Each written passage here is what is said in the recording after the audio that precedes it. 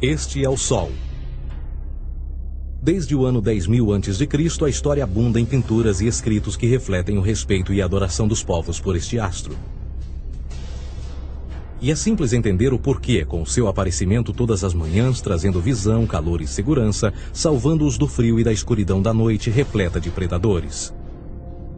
Sem ele, todas as culturas perceberam que não haveriam colheitas nem vida no planeta. Estas realidades fizeram do Sol o astro mais adorado de todos. Todavia, muitos estavam atentos também às estrelas. As estrelas formavam padrões que lhes permitiam reconhecer e antecipar eventos que ocorrem de tempos em tempos, tais como eclipses e luas cheias. Eles catalogaram grupos celestiais daquilo que conhecemos hoje como constelações. Esta é a Cruz do Zodíaco, uma das mais antigas imagens na história da humanidade. Ela representa o trajeto do Sol através das 12 maiores constelações no decorrer de um ano. Ela também representa os 12 meses do ano, as 4 estações, solstícios e equinócios. O termo zodíaco está relacionado com o fato das constelações serem antropomorfismos ou personificações, como pessoas ou animais. Por outras palavras, as primeiras civilizações não só seguiam o Sol e as estrelas, como também as personificavam através de mitos que envolviam seus movimentos e relações. O Sol, com o seu poder de dar vida e de salvar, também foram personificados como se representasse um Criador ou um Deus. Deus Sol, a luz do mundo, o Salvador da humanidade. Igualmente, as 12 constelações representaram lugares de viagem para o Deus Sol e foram nomeados por elementos da natureza que aconteciam nesses períodos de tempo. Por exemplo, Aquários, o portador da água que traz as chuvas da primavera. Este é Horus. Ele é o Deus Sol do Egito de 3.000 a.C. Ele é o Sol antropomorfizado e a sua vida é uma série de mitos alegóricos que envolvem o movimento do Sol no céu. Dos antigos hieróglifos egípcios conheceu-se muito sobre esse Messias solar. Por exemplo, Horus, sendo o Sol, tinha como inimigo o Deus Sete, que era a personificação das trevas ou da noite. E metaforicamente falando, todas as manhãs Horus ganhava a batalha contra Sete. E no fim da tarde, Sete conquistava Horus e o enviava para o mundo das trevas. Será importante frisar que trevas versus luz ou bem versus mal tem sido uma dualidade mitológica onipresente que ainda hoje é usada em muitos níveis. No geral, a história de Horus é a seguinte. Horus nasceu em 25 de dezembro da Virgem Isis Mary. O seu nascimento foi acompanhado por uma estrela no oeste, que por sua vez foi seguida por 3 reis em busca do Salvador recém-nascido. Aos 12 anos era uma criança prodígio nos ensinamentos, e aos 30 anos ele foi batizado por uma figura conhecida por Anup, e assim começou o seu ministério. Horus teve 12 discípulos e viajou com eles, fazendo milagres tais como curar os enfermos e andar sobre as águas. Horus também era conhecido por vários nomes como a Verdade, a Luz, o Filho Adorado de Deus, o Bom Pastor, Cordeiro de Deus, entre muitos outros. Depois de ter sido traído por Tifão, Horus foi crucificado, enterrado por 3 dias e então ressuscitou. Estes atributos de Horus, originais ou não, parecem influenciar várias culturas mundiais e muitos outros deuses encontrados com a mesma estrutura mitológica. Atis da Firígia nasceu da Virgem Nana em 25 de dezembro. Crucificado, foi posto na tumba e 3 dias depois ressuscitou. Krishna, da Índia, nasceu da Virgem Davaki com uma estrela no ocidente assinalando sua chegada, fez milagres juntamente com seus discípulos e após sua morte ressuscita. Dionísio da Grécia nasceu de uma virgem em 25 de dezembro. Foi um professor peregrino que praticou milagres como transformar água em vinho e é referenciado como Rei dos Reis, Filho unigênito de Deus, o início e o fim, entre muitas outras coisas, e após sua morte ressuscitou. Mitra da Pérsia nasceu de uma virgem em 25 de dezembro. Ele teve 12 discípulos e fazia milagres. E após sua morte foi enterrado por 3 dias e então ressuscitou. Ele também foi chamado de a Verdade, a Luz, entre outros. Curiosamente, o dia sagrado de adoração a Mitra era um domingo. O que importa salientar é que existiram inúmeros salvadores em diferentes períodos em diversos lugares da Terra que preenchem essas mesmas características. A pergunta que não quer calar: o porquê desses atributos? Por que o nascimento de uma virgem em 25 de dezembro? Por que a morte e a ressurreição após 3 dias? Por que os 12 discípulos ou seguidores? Para descobrirmos, vamos examinar o mais recente dos Messias solares. Jesus Cristo nasceu em 25 de dezembro em Belém. Ao nascer foi anunciado por uma estrela no ocidente que seria seguida por 3 reis magos para encontrar e adorar um novo Salvador. Tornou-se pregador aos 12 anos. Aos 30 anos foi batizado por João Batista e então iniciou seu ministério.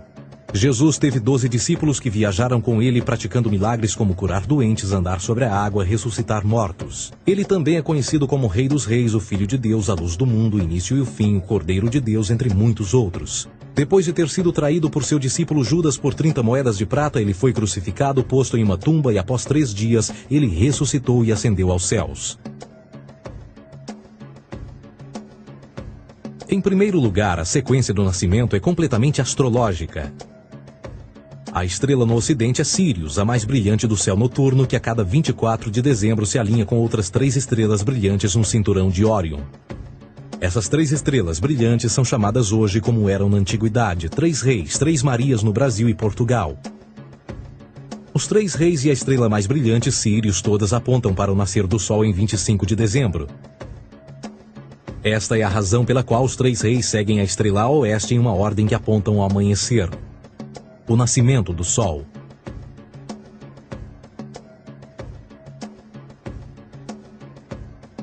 A Virgem Maria é a constelação de Virgo, também conhecida como Virgo, a Virgem. Virgo em latim significa virgem. Virgo também é conhecida como a Casa do Pão.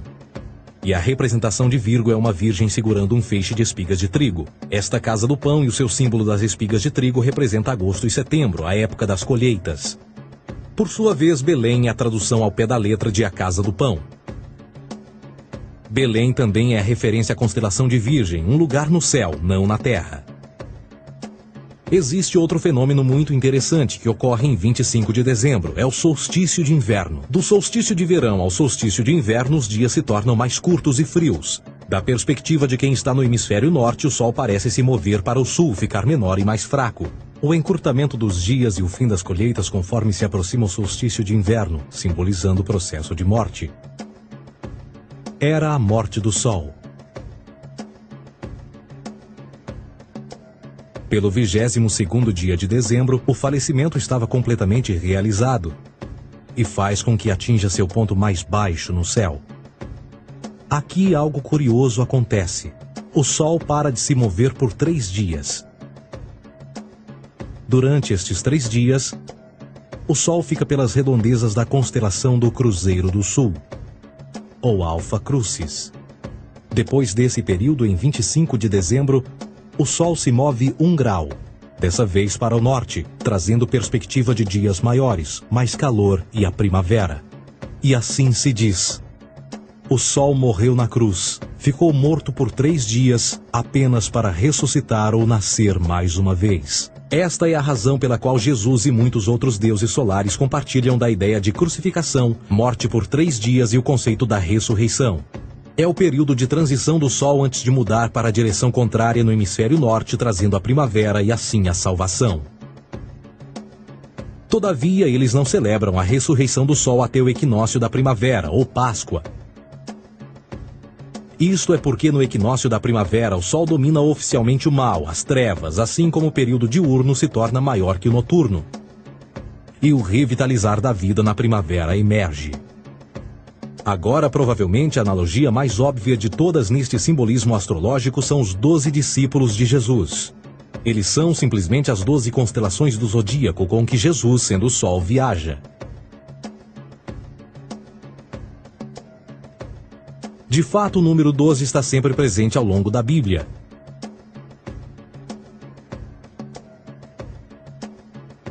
Voltando à cruz do zodíaco, o elemento figurativo da vida é o Sol.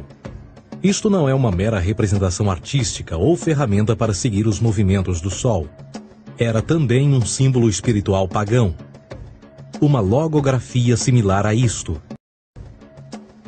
Isto não é um símbolo do cristianismo. É uma adaptação pagã da cruz do zodíaco.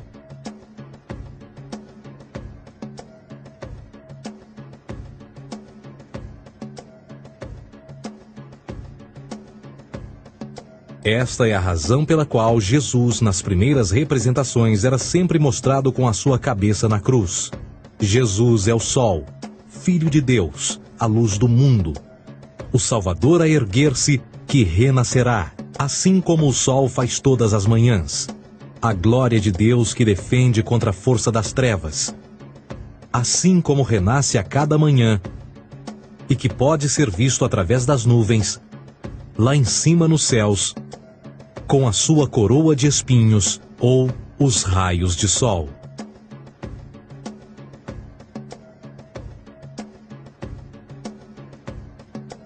Agora, nas muitas referências astrológicas ou astronômicas na Bíblia, uma das mais importantes tem a ver com o conceito de eras. Através das Escrituras há inúmeras referências a essa era. Para compreender isto, precisamos primeiro estar familiarizados com o fenômeno da precessão dos equinócios. Os antigos egípcios, assim como outras culturas antes deles, reconheceram que aproximadamente de 2150 em 2150 anos, o nascer do Sol durante o equinócio de primavera ocorria num diferente signo do zodíaco. Isto tem a ver com a lenta oscilação angular que a Terra tem quando roda sobre o seu eixo. É chamado de precessão porque as constelações vão para trás, em vez de permanecerem no seu ciclo anual normal. O tempo que demora cada precessão através dos 12 signos é de 25.765 anos. Este ciclo completo é chamado também de Grande Ano, e algumas civilizações ancestrais sabiam disso. Referiam-se a cada ciclo 2150 anos como Era. De 4.300 a.C. a 2150 a.C. foi a Era de Touro. De 2150 a.C. a 1 d.C. foi a Era de Áries. E de 1 d.C. a 2150 d.C. é a Era de Peixes, a era que permanecemos nos dias de hoje. E por volta de 2150 entraremos na nova era, a Era de Aquários. Agora, a Bíblia refere-se por alto ao movimento simbólico durante 3 eras, quando se vislumbra já é uma quarta. No Velho Testamento, quando Moisés desce o Monte Sinai com os 10 mandamentos, ele está perturbado ao ver sua gente adorar um bezerro dourado. De fato, ele até partiu as pedras dos 10 mandamentos e disse a todos para se matarem uns aos outros para purgarem o mal. A maior parte dos estudiosos da Bíblia atribuem esta ira de Moisés ao fato de os israelitas estarem adorando a um falso ídolo, ou algo semelhante. A realidade é que o bezerro dourado é o Taurus, touro. E Moisés representa a nova era de Áries. Esta é a razão pela qual os judeus ainda hoje assopram com o chifre do carneiro. Moisés representa a nova era de Áries. E perante esta, todos têm de largar a velha. Outras divindades, tais como Mitra, marcam essa transição também. Um deus pré-cristão que mata o touro, na mesma linha simbólica. Agora Jesus é a figura portadora da era seguinte à de Áries, a Era de Peixes. O simbolismo de peixes é abundante no Novo Testamento, assim como Jesus alimenta 5.000 pessoas com pão e 2 peixes. No início do seu ministério, enquanto caminhava ao longo da Galileia, conhece 2 pescadores que o seguem. Agora reflita-se voltar a ver um adesivo em formato de peixe escrito Jesus na traseira dos carros. Poucos sabem o que aquilo no fundo representa. É um simbolismo astrológico pagão para o reinado do Sol durante a Era de Peixes. Jesus assumiu também que a data do seu nascimento é também a data do início desta era. Em Lucas 22:10, quando Jesus é questionado se a próxima passagem será depois de ele ir embora, Jesus responde: Eis que quando entrardes na cidade, encontrareis um homem levando um cântaro de água. Segui-o até a casa em que ele entrar. Esta escritura é de longe a mais reveladora de todas as referências astrológicas. O homem que leva um cântaro de água é Aquários, o portador de água, que é sempre representado com um homem despejando uma porção de água. Ele representa a era depois de Peixes, e quando o Sol, Filho de Deus, sair da era de Peixes, Jesus, entrará na casa de Aquários, e Aquário é antes de Peixes na precessão dos equinócios. Tudo o que Jesus diz é que depois da era de Peixes chegará a era de Aquário.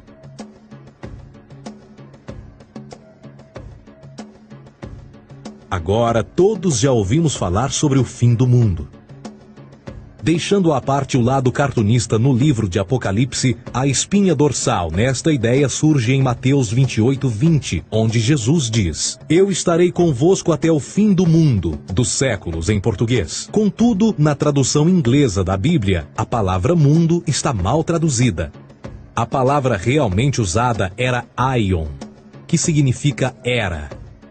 Eu estarei convosco até o fim da era, o que no fundo é verdade. Jesus, como personificação solar de peixes, irá acabar quando o Sol entrar na era de Aquário. Este conceito de fim dos tempos e do fim do mundo é uma má interpretação desta alegoria astrológica. Vamos dizer que aproximadamente 100 milhões de brasileiros acreditam que o fim do mundo está próximo.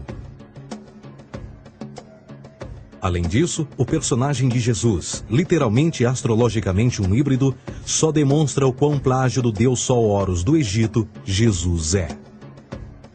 Por exemplo, inscrito há 3.500 anos atrás, nas paredes do templo de Luxor, no Egito, estão imagens da Enunciação, da Imaculada Concepção, do nascimento e da adoração a Horus. As imagens começam com o anúncio à Virgem Ísis de que ela irá gerar Horus, que Nefe, o Espírito Santo, irá engravidar a Virgem, e depois o parto e a adoração, e que é não mais do que o milagre da concepção de Jesus. Na verdade, as semelhanças entre Horus e Jesus são flagrantes.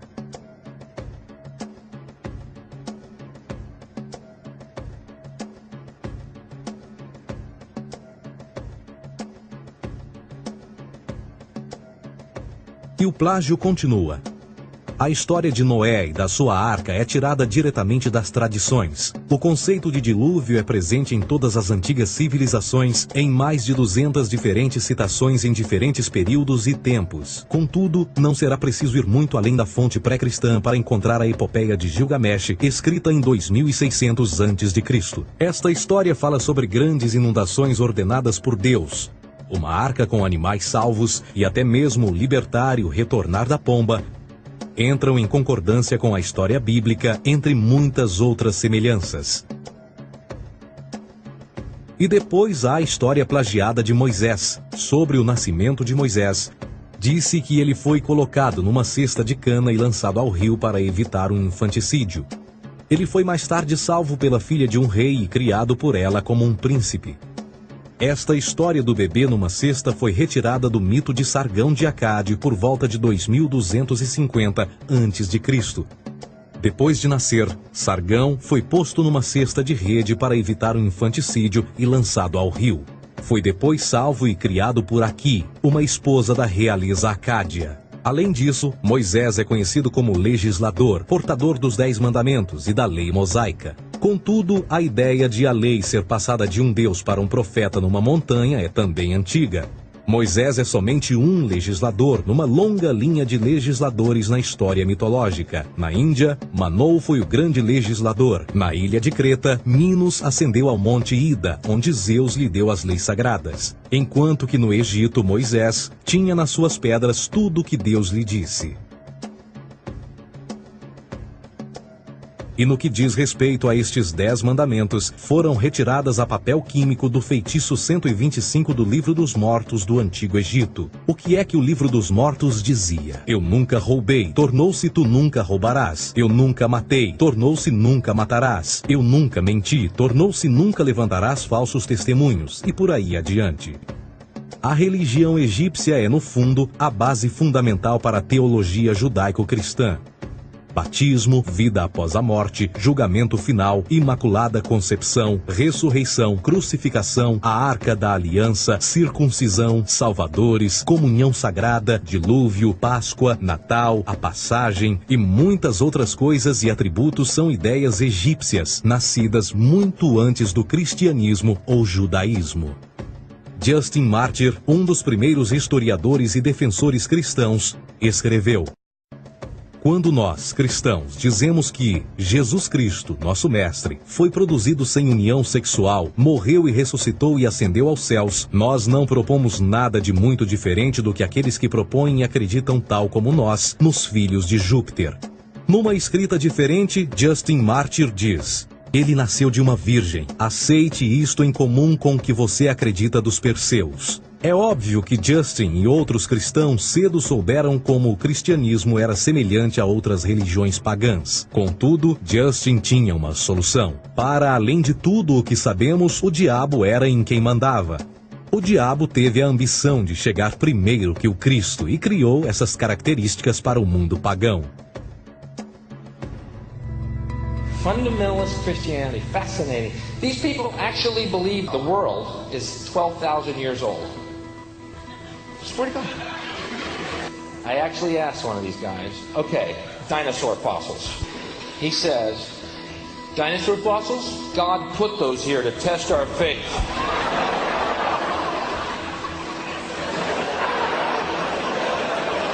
I think God put you here to test my faith, dude. A Bíblia não é nada mais do que um híbrido literário astroteológico, tal como todos os mitos religiosos que os antecederam. De fato, o aspecto da transferência de atributos e umas personagens para as outras é facilmente reconhecida no próprio livro em si. No Antigo Testamento há a história de José. José era um protótipo de Jesus. José nasceu de um milagre, Jesus nasceu de um milagre. José tinha 12 irmãos, Jesus tinha 12 discípulos. José foi vendido por 20 pratas, Jesus foi vendido por 30 pratas. Irmão Judá sugere a venda de José. O discípulo Judas sugere a venda de Jesus. José começa os seus trabalhos aos 30, Jesus começa aos 30 também. Os paralelismos continuam. Além disso, haverá algum registro não bíblico da existência de mais alguém chamado Jesus, filho de Maria, que viajou com 12 seguidores e curou pessoas? Existiram muitos historiadores que viveram no Mediterrâneo durante esse mesmo período e até mesmo após a presumível morte de Jesus. Quantos desses historiadores fizeram relatos sobre a sua figura? Nenhum. Porém, para sermos justos, não significa que os defensores da existência de Jesus nunca tenham reclamado o contrário. São particularmente 4 referidos como pioneiros sobre a teoria da existência de Jesus: Plínio o Jovem, Suetônio e Tácito. Cada uma das suas máximas consiste apenas em algumas frases em que, na melhor das hipóteses, se refere a Christus ou Cristo, e que na realidade não é um nome, mas sim uma titulação. A 4ª fonte é Joséfo, cujos documentos ficou provado terem sido falsificados séculos atrás e, para infortúnio da humanidade, por muitos ainda visto como verdadeiros. Poderá alguém ter se aproveitado das ideias renascer dos mortos, a ascensão ao reino dos céus e a prática de milagres e que a partir daí tenha começado a surgir nos registros históricos? Não, porque uma vez pesadas as evidências, há grandes probabilidades da figura conhecida como Jesus nunca sequer ter existido.